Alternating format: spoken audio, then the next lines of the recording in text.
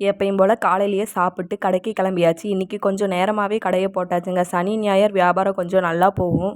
அதனால் எப்பயும் போடுற அளவை விட இன்றைக்கி எல்லாமே கொஞ்சம் அதிகமாக தான் எடுத்துகிட்டு போயிருந்தேன். போனதும் எப்பயுமே பிரியாணிக்கு தயிர் வெங்காயமும் குழம்பும் கட்டி வச்சுருவேங்க. இந்த மாதிரி நோட்டில் எது எவ்வளோ போயிருக்குன்னு எழுதி வச்சுக்குவேன். அப்போ தான் ஈவினிங் கணக்கு பார்க்கும்போது கொஞ்சம் ஈஸியாக இருக்கும். இன்றைக்கி கடைக்கு சிக்கன் பிரியாணி, சிக்கன் வறுவல், பீஃப் வறுவல், இட்லி, மீன் குழம்பு, சிக்கன் இதெல்லாம் தாங்க எடுத்துகிட்டு போயிருந்தோம். எப்பயும் போல் கடை போட்ட ஒரு 1/4 மணி நேரத்துக்கு யாருமே வரலைங்க. அப்புறம் ஒவ்வொருத்தராக வர ஆரம்பித்தாங்க. அப்படியே நம்ம கொண்டு வந்த எல்லாமே முடிஞ்சுங்க. சிக்கன் பிரியாணியும் முடிஞ்சுங்க. குஸ்கா மட்டும் ஒரு 3 அணா மிச்சமாயிருச்சு. பார்சல் பண்ணுறதெல்லாம் என்னால் வீடியோ எடுக்க முடியலங்க. அப்படியே அடிக்கிற வெயிலுக்கு ஒரு ஜூஸை வாங்கி குடிச்சிட்டு சேல் ஆனதெல்லாம் கணக்கு பார்த்துட்டு அப்படியே கிளம்பியாச்சுங்க. நாங்கள் தள்ளுவண்டி வாடகைக்கு தாங்க எடுத்திருந்தோம். 1 டேக்கு 100 ரூபாங்க.